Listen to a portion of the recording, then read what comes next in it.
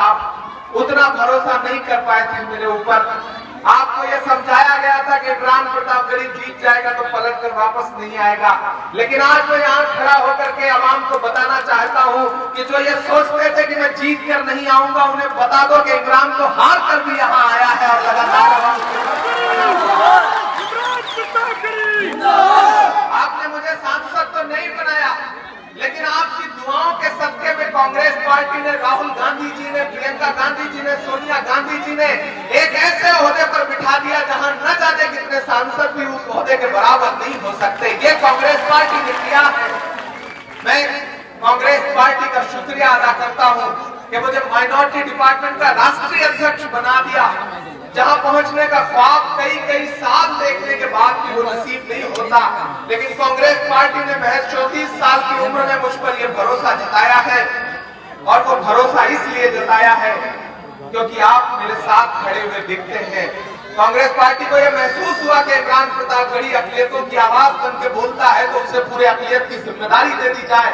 आज मेरे कंधों पर यह जिम्मेदारी आ गई है।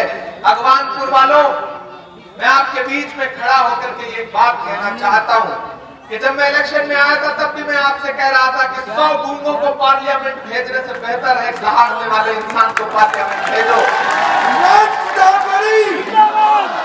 लेकिन उस वक्त मैं आपको समझा नहीं पाया और आपने एक इंसान को चुन करके पार्लियामेंट भेजा।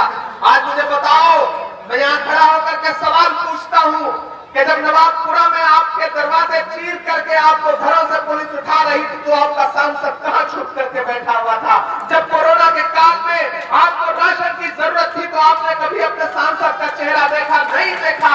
आप मुझे बताओ कि जब जामा मस्जिद से गुजरते हुए पुलिस आपका चेहरा पहचान करके आपका चालान करती थी तो सांसद कभी अपने हुजरे से बाहर निकले? नहीं निकले। सोचना अपने घर में बैठ करके कि आपने जिसको वोट दिया वो आपके मुद्दों पर खड़ा क्यों नहीं होता।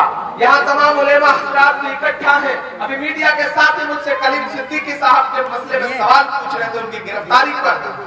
इसी मुरादाबाद के मेंबर से न जाने कितने बुजुर्गों ने ऐलान किया था उनको वोट देने का। मैं उन बुजुर्गों से कहना चाहता हूं कि आप उस सांसद का गिरबान पकड़िए और उससे पूछिए कि हमने तुम्हारे लिए मेंबर से ऐलान किया था, लेकिन आज हमारे उलेमा हज़रात उठाए जा रहे हैं तो तुम खामोश क्यों हो? तुम्हारे होंठ क्यों सिले हुए हैं, डरे हुए क्यों हो? इमरान प्रतापगढ़ी तो सांसद नहीं है, उसके बाद भी दहाड़ के बोल रहा है।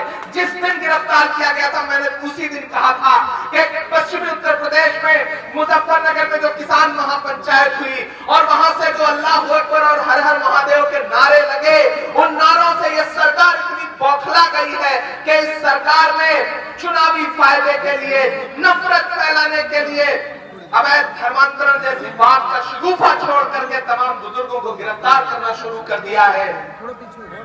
मुझे हैरत है कि इस जिले के सांसद, इस जिले के विधायक खामोश क्यों हैं? चलिए, ये आपके लिए नहीं बोलते कोई बात नहीं है, हमारे लिए नहीं बोलते कोई बात नहीं। अरे उस आजम खान के लिए तो बोलो जिसके रहमो करम पर तुम विधायक और सांसद बने हो। अगर तुम उसके लिए भी नहीं बोलते तो तुमसे बड़ा एहसान फरामोश कौन हो सकता है? मेरा नाम इमरान प्रतापगढ़ी है, मैं कांग्रेस पार्टी में हूं, लेकिन जिस दिन मुझे महसूस हुआ कि पूरी समाजवादी पार्टी अपने नेता आजम खान के लिए नहीं बोल रही है, मैंने दिल्ली से गाड़ी उठाई और मैं सीधे रामपुर पहुंचा और मैंने वहां खड़े होकर के मीडिया को बाइट देके कहा कि आजम खान से मेरे नजरियाती इख्तिलाफात हो सकते हैं, सियासी इख्तिलाफात हो सकते हैं, लेकिन अगर जौहर यूनिवर्सिटी को ढहाने की साजिश की जाएगी तो इमरान प्रतापगढ़ी सबसे आगे खड़ा होगा।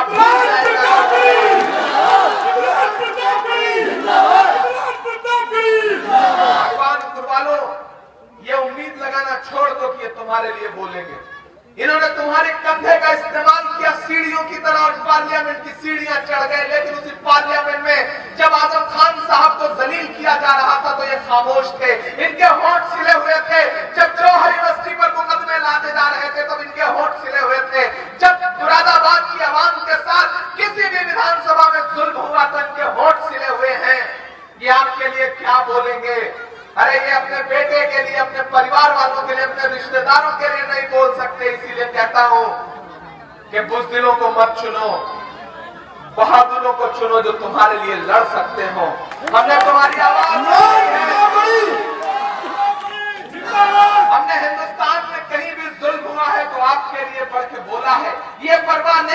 जान रहेगी या चली जाएगी, ये परवाह नहीं किया कि जिंदगी रहेगी या चली जाएगी, ये परवाह नहीं किया कि सरकार मुकदमे लाद देगी, जेल भेज देगी। इसी मुरादाबाद की ईदगाह में जब एनआरसी का आंदोलन हो रहा था तो मुझे कहा गया कि मुरादाबाद मत आइए वरना जेल भेज देंगे। मैंने कहा आप अपनी जेल के दरवाजे खोलिए, इमरान प्रताप गुरीन तैयार है जेल जाने के लिए, लेकिन हम आपके साथ खड़ा रहेगा।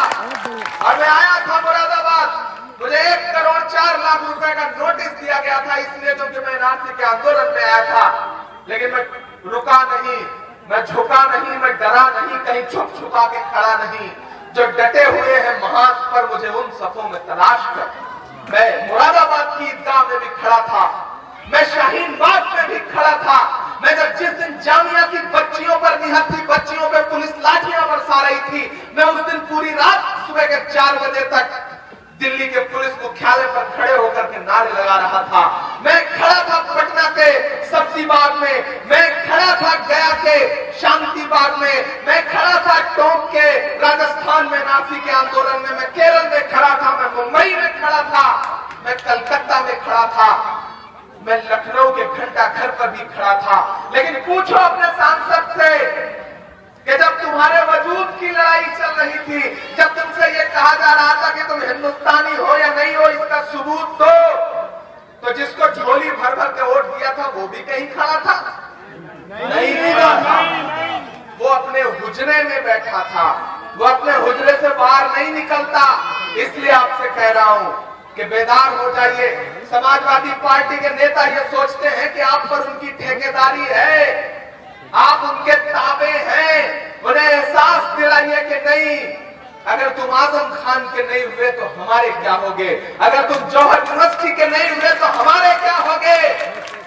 ये कभी आपके नहीं हो सकते। इसलिए अफगानपुर वालों, आने वाले असेंबली में एक बात याद रखना कि आग को पानी का डर बना रहना चाहिए। जिस दिन समाजवादी पार्टी को यह एहसास हो गया कि अक़लियत के लोगों पर उनकी ठेकेदारी नहीं है,